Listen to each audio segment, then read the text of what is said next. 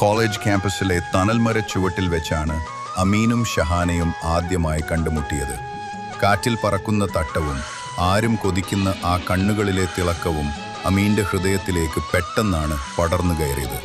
ഒരേ സമുദായത്തിൽപ്പെട്ടവരായിരുന്നിട്ടും അവർക്കിടയിലെ സ്നേഹം മതത്തിൻ്റെ അതിർവരമ്പുകൾക്കും അപ്പുറം രണ്ട് ആത്മാക്കളുടെ ഒന്നാകലായിരുന്നു. ഷഹാനയുടെ ചിരിയായിരുന്നു അമീൻ്റെ ലോകം.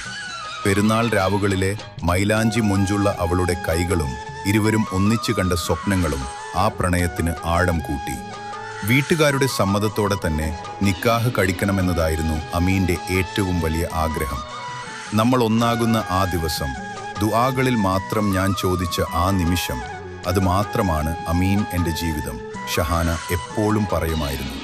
കാത്തിരിപ്പിൻ്റെ നാളുകൾ. പഠനം കഴിഞ്ഞ് അമീൻ ഗൾഫിൽ നല്ലൊരു ജോലി ലഭിച്ചു. പോകുന്നതിന് തൊട്ടു മുമ്പ് അവർ പരസ്പരം കണ്ടു. കരഞ്ഞു കലങ്ങിയ കണ്ണുകളോടെ ഷഹാന അവനെ നോക്കി പുഞ്ചിരിച്ചു. വേഗം വരണം, എനിക്ക് ഒത്തിരി നാൾ കാത്തിരിക്കാൻ വയ്യ. അവളുടെ ആ വാക്കുകൾ അമീൻ്റെ കാതുകളിൽ എപ്പോഴും മുഴങ്ങിക്കൊണ്ടിരുന്നു. ഗൾഫിലെത്തി ഓരോ ദിവസവും അവർ ഫോണിലൂടെ തങ്ങളുടെ സ്വപ്നങ്ങൾ നെയ്തുകൂട്ടി. 2 വർഷത്തിന് ശേഷം കല്യാണത്തിനായുള്ള വസ്ത്രങ്ങളും സ്വർണവുമൊക്കെ വാങ്ങി വലിയൊരു സന്തോഷത്തോടെയാണ് അമീൻ നാട്ടിലേക്ക് തിരിച്ചത്. വിധി ഒളിപ്പിച്ചു വെച്ച ദുരന്തം നാട്ടിലെത്തിയ അമീനെ കാത്തിരുന്നത് സന്തോഷ വാർത്തകളായിരുന്നില്ല. ഷഹാനയ്ക്ക് കടുത്ത പനിയും ക്ഷീണവും കാരണം ആശുപത്രിയിൽ പ്രവേശിപ്പിച്ചിരിക്കുകയാണെന്ന് അവൻ അറിഞ്ഞു. അവൻ ആശുപത്രിയിലെത്തിയപ്പോൾ കണ്ടത് ICUവിന് മുന്നിൽ തകർന്നിരിക്കുന്ന അവളുടെ ഉമ്മയെയും ഉപ്പായെയുമാണ്. അവളെ ബാധിച്ച മാരകമായ രോഗം അവസാന ഘട്ടത്തിലാണെന്ന് ഡോക്ടർമാർ വിധിയെഴുതിയിരുന്നു. താൻ വരുന്നതുവരെ അത് അമീൻ അറിയരുതെന്ന് ഷഹാനയ്ക്ക് നിർബന്ധമുണ്ടായിരുന്നു. കാരണം അവൻ്റെ പ്രവാസ ജീവിതത്തിലെ സമാധാനം അവൾ ആഗ്രഹിച്ചിരുന്നു.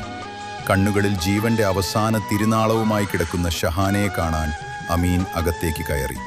വിറയ്ക്കുന്ന കൈകളോടെ അവൻ അവളുടെ കൈകൾ ചേർത്ത് പിടിച്ചു. അവസാനത്തെ യാത്ര.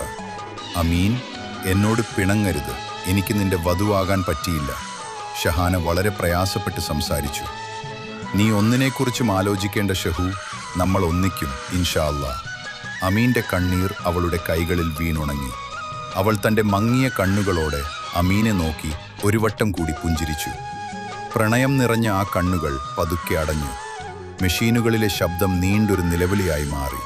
അമീൻ്റെ പ്രാണനായ ഷഹാന ഈ ലോകത്തോട് വിട പറഞ്ഞു. മൈലാഞ്ചി ചോപ്പണിഞ്ഞ് മണവാട്ടിയായി കാണാൻ ആഗ്രഹിച്ച തൻ്റെ പെണ്ണിനെ വെള്ളക്കഫൻ പുതപ്പിച്ച് ഖബറിസ്ഥാനിലേക്ക് കൊണ്ടുപോകുന്നത് അമീൻ നോക്കി നിന്നു. അവളുടെ ഖബറിടത്തിന് മുകളിൽ മണ്ണ് മൂടുമ്പോൾ അമീൻ്റെ ഹൃദയത്തിലെ പ്രണയവും അവിടെ അടക്കം ചെയ്യപ്പെടുകയായിരുന്നു.